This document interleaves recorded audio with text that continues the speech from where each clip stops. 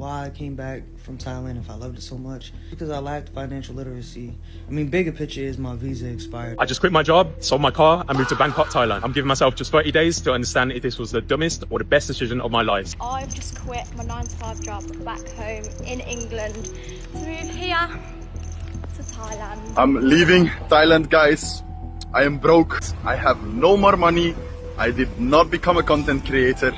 About 2 months ago, I decided to sell everything that I owned and move to Thailand. If you are thinking about doing the same thing, I urge you to proceed with caution. This is how I ended up homeless in Thailand. 3 months ago, Sarah sold everything she owned, said goodbye to her friends and family, and moved to Thailand to start her dream life abroad. Last week, she called her parents crying, asking them to wire money for a flight home. And she is not alone. I have seen the exact same scenario play out multiple times. Why so many expats that plan to stay for years end up broke and broken in just 90 days? Most people are asking themselves, can I afford to move abroad?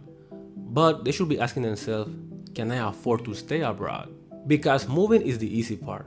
It's exciting, it's romantic, and to be honest, anyone that can buy a plane ticket can do it. But surviving month 3, month 6, when the honeymoon phase ends and real life kicks in, that's the hard part. That's where most people fail. Today I'm breaking down 5 brutal truths that send people running back home. And most importantly, how to make sure it doesn't happen to you. The first one actually starts way before you pack your bags. Here's the thing. The reality of living here and coming here as a tourist are completely different worlds. People come here on a 1-week vacation or maybe a month-long trip. They experience life in the kingdom and think to themselves, you know what? I can definitely live here. But once they actually move here, they are in for a rude awakening. Because once the honeymoon phase ends and you are faced with visa problems, endless bureaucracy, the government changing rules overnight, a job market that is completely closed to foreigners unless you want to teach English for $15 an hour, trying to learn the language, the isolation when you realize that making friends here takes years, not weeks, the culture shock that doesn't hit you on day 3 but on month 3, when you can't communicate with your landlord and you just got scammed for the 3rd time. Then you realize that living here is nothing like you fantasize in your mind. So people start thinking, I didn't sign up for this. They start having second thoughts and they want out. But they also feel embarrassed to go home because they told everyone that they will never go back. So what do? They start country hopping. They go to Vietnam for a few months, then Laos, then Cambodia, teaching English here, tourist visa here, constantly moving, constantly hustling just to stay in Asia. Not because they love it anymore, but because admitting defeat feels worse. But here's the truth. Asia was never the right fit. They fell in love with a vacation, not with a life. And when the vacation ended, they were not ready for what came next. Which brings me to my second trap, and this one is a killer. This one should go without saying, but I still see people doing this every single week. They save up 6 to 1 year of expenses, they quit their job, they move here, and they think that they will just figure out everything when they arrive. Brother, that's not going to happen. Do not quit your job and move here on savings alone.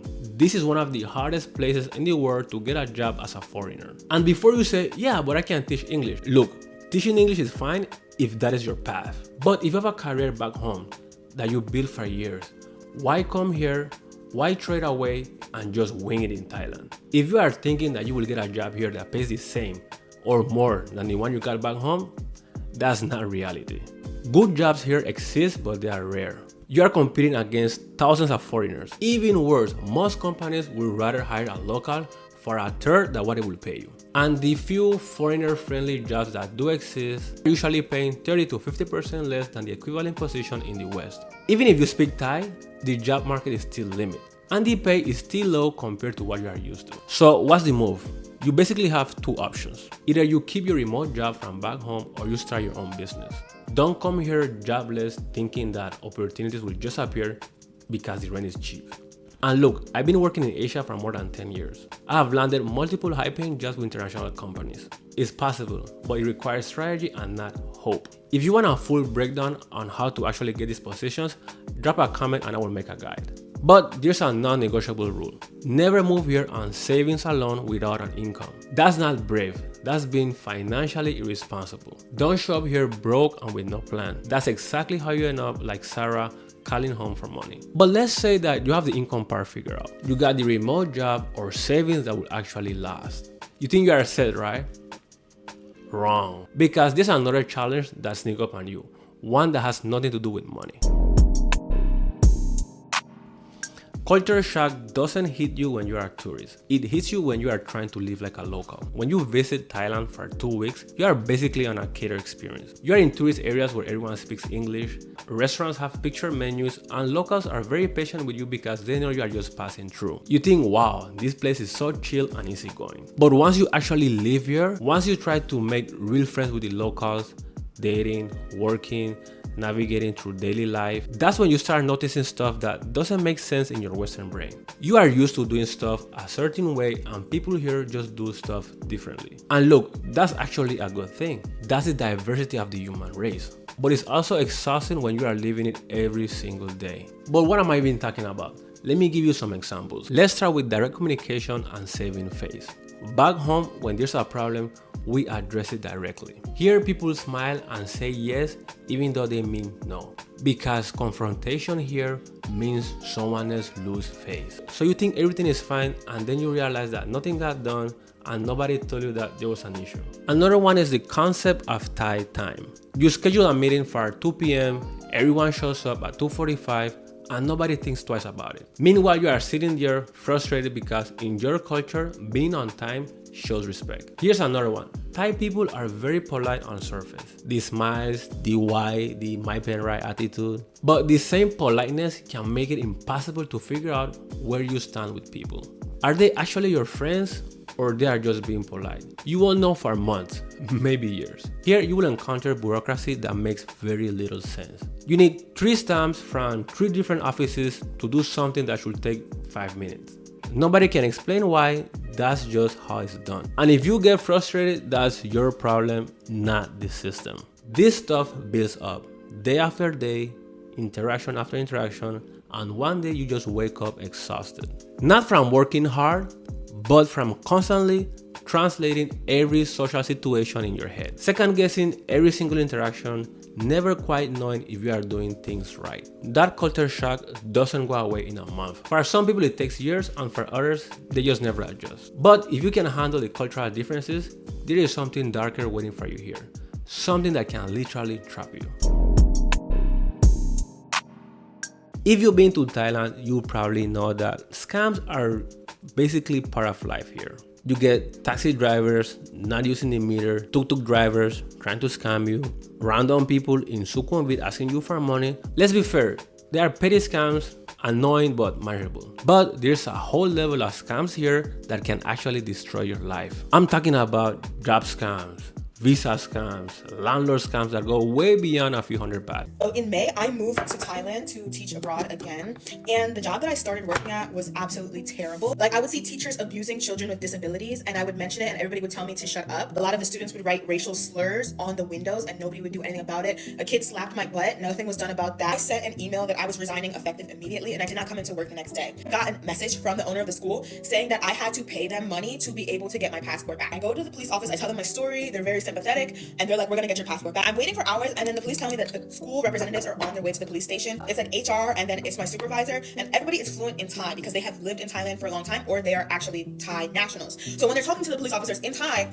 the police officers took their side, and they told the police that if I did not pay 8,000 baht, I would not get my passport back, and they would sue me for defamation, and I would go to one of the worst prisons in the world. Police did not help me, not one bit. So I'm reaching out to all the lawyers in Thailand, I'm reaching out to the US Embassy, I'm reaching out to human rights organizations in Thailand. Nobody's helping me. I went to the embassy in person, I'm literally crying. Nobody is helping me. My emails are bouncing. I'm either gonna pay the money or I'm going to go to prison. This is what I'm talking about. This is not a tourist getting overcharged by a taxi. And you know what's scary about it? The police sided with the school, the embassy couldn't do anything, and she had to pay a ransom just to get her passport back. These are not random street scammers. These are people in positions of power. These are employers, landlords, connections that know exactly how to use the system against foreigners. And this is serious, guys. If you get scammed, trapped, or exploited here, you are on your own. The police won't help you, the embassy can't help you, your own government is powerless because you're in somebody else's country playing by the rules. And that's a legit reason for people to leave after 3 or 6 months. Because once you realize how vulnerable you are as a foreigner here, then the dream life abroad doesn't feel so dreamy anymore. But do you know what sends people home more than scams? Something that you can't see coming until it's crushing you. Loneliness is really here. And I'm not talking about the I wish I had more friends loneliness. I'm talking about the kind of loneliness that hits you at 2 a.m. when you're on your phone, scrolling through photos of everyone back home living their life without you. We are all humans, we are all social creatures, and you will never know how lonely it gets to live abroad until you're actually living it. If you move here with your family, your partner, or a group of friends, then you will probably be fine, because then you will have a built-in support system. But if you come alone, no friends, no connections, just you and your guts, then that loneliness will hit you like a truck, especially if it's your first time abroad, because you are navigating through a new culture, trying to understand a new language, and you are surrounded by people, but you feel completely isolated. And here's the thing, it takes some time to get used to that feeling. Maybe months, sometimes years, until it stops bothering you. I left my country when I was 18 years old, so it's been many years since I had that feeling. Plus, I moved here already knowing a lot of people. I had connections ready to go, but most people don't have that luxury. So what happens? They try everything. They go out of their way to meet people, they attend events, they go to meetups. Some people thrive in that environment. They get out of their comfort zone. They make friends with people from all over the world and they grow as a person. But for others, they just can't take it. The culture just don't click. The language barrier is exhausting. They feel like they are constantly performing and constantly trying to fit in, and it never feels natural. So after a few months, they start feeling like out of place, they feel lonely, and they feel like they don't belong here. So what do? They give up and move back home. And honestly, I don't blame them, because living abroad is an opportunity to either grow stronger as a person or realize that home is where you actually belong. There is no shame in choosing comfort over struggle. So let's go back to Sarah. Remember her? The one who sold everything, said goodbye to her family, and moved to Thailand to start a new dream life? Now you know why she ended up calling her parents for money just 3 months later. It wasn't just one thing, it was all of them. The honeymoon phase wore off and reality kicked in. She couldn't find work that paid enough. The culture shock exhausted her. She got scammed by someone she trusted. And the loneliness, it just became unbearable. Sarah is not weak. She's not a failure. She just made a mistake that thousands of expats make every single year. She confused a vacation with a life. So if you are thinking about moving abroad, whether it's Thailand or anywhere else, here is what you actually need to ask yourself. Can I afford to stay, not just move? Do I have an income figure out before I land? Am I ready for a cultural exhaustion that comes with being a foreigner every single day? Do I know how to protect myself from scams? And can I handle being alone while I build a new life from scratch? If you can honestly answer yes to all of those questions, then you got a real shot. But if you are hesitating on even one, maybe start with a longer trip first. Try testing the waters, because moving abroad long term is not something you can just wing. You have to plan for it. The dream is real, but so is the reality. And only you can decide which one you're actually ready for. If you found this video helpful and you want more real talk about living abroad, the good, the bad, and the ugly, hit that subscribe button. I've been living in Asia for more than 15 years and I share everything I learned so you don't make the same mistakes I did. And if you want me to cover any other topics, let me know in the comments, and if people want it, I will make a video about it. Thanks for watching, and I will see you guys on the next one. Up anymore. I know you only want me when you're drunk and feeling lonely. Don't text me things you don't